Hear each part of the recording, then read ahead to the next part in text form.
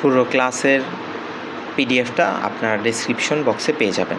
তো আমরা এই ক্লাসে দেখব যে আপনি টেস্টের সময় কি কি জিনিস মাথায় রাখবেন এবং আপনার কি প্রবলেম আসলে, মানে নর্মালি স্টুডেন্টদের কী ধরনের প্রবলেম আসে এবং আপনি এগুলোতে সারভাইভ কীভাবে করবেন। ওকে, তো আইএলটিএস স্পিকিংয়ে টেস্টের মাঝখানে এমন হতে পারে যে তুমি প্রশ্ন ঠিকমতো শুনতে পাওনি, বুঝতে পারোনি বা উত্তর দিতে আটকে গেছো। এই ধরনের প্রবলেম হয়। ধরেন আমাকে এক্সামিনে একটা কোয়েশ্চেন করলো, আমি বুঝি নাই, তখন আমি কি করব, বা আমি হঠাৎ কথার মাঝখানে আটকে গেলাম, উত্তর দেওয়ার সময় ভুলে গেলাম যে কি কোয়েশ্চেন করছে, তো তখন আমি কি বলবো। এই ধরনের জিনিস নিয়ে, মানে এই ধরনের প্রবলেমগুলোতে আপনি কিভাবে সারভাইভ করবেন, এটা নিয়ে এই ক্লাসটা সাজানো হয়েছে। চিন্তার কিছু নেই, এমন পরিস্থিতিতে সামলানোর জন্য নিচে কিছু সহজ টেমপ্লেট না, মানে সহজ ওয়ার্ড বা সেন্টেন্স দেওয়া আছে যেভাবে আপনি এগুলো পাস করতে পারবেন। যেমন এখানে হাইলাইট করি, এখানে বলা হয়েছে যে প্রথমে প্রশ্ন বুঝতে না পারলে তখন আপনি কি করবেন।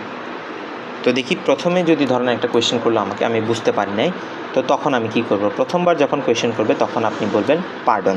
আমাকে একটা কোয়েশ্চেন করলো, আমি বুঝতে পারিনি, প্রথমবার আমি বলবো পার্ডন। যদি দেখা যায় যে ওনার বলার পরে দ্বিতীয়বার আমি বুঝি নাই, তো তখন আমি ওনাকে বলবো যে would you mind repeat the question please. আমি ওনাকে বলবো would you mind repeating the question please. তো তৃতীয়বারও যদি দেখা যায় যে 3 নাম্বার বারও আমি পারি নাই, তখন আমি বলবো I am afraid I didn't get the question, could you please say it again.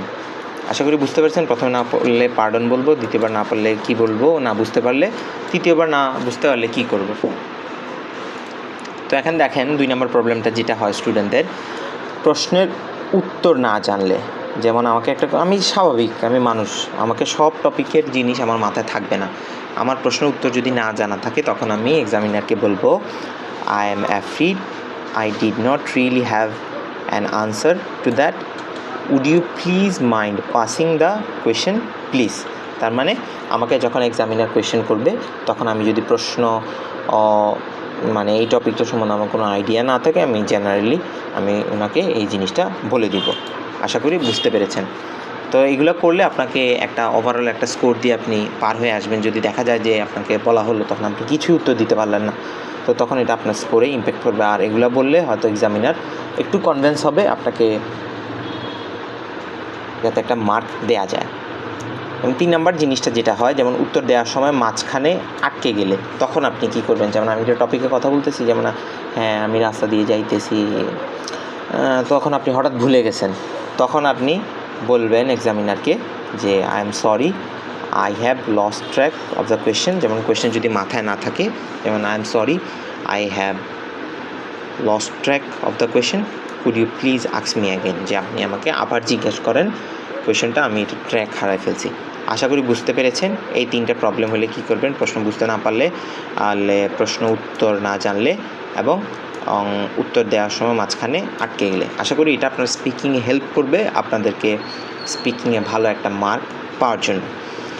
আর লাস্টে একটা টিপস দিব আপনাদের সবাইকে, যে বারবার সরি, আই ডোন্ট নো, এই ধরনের জিনিসগুলো না বলে, আমি এখানে যেগুলো দেখিয়েছি এভাবে বললে আপনার বেটার হবে, আপনি স্পিকিংয়ে ভালো একটা স্কোর করতে পারবেন। এক্সপ্রেশনাল প্র্যাকটিস করো যাতে পরীক্ষার সময় কনফিডেন্ট শোনায়। মানে আপনি এগুলো বাসায় বসে বসে প্র্যাকটিস করবেন, যাতে আপনার মনে থাকে মাথায়, যাতে কোথায় কী ইউজ করতে হবে, কীভাবে কী করতে হবে। আশা করি বুঝতে পেরেছেন আজকের ক্লাস। ধন্যবাদ সবাইকে।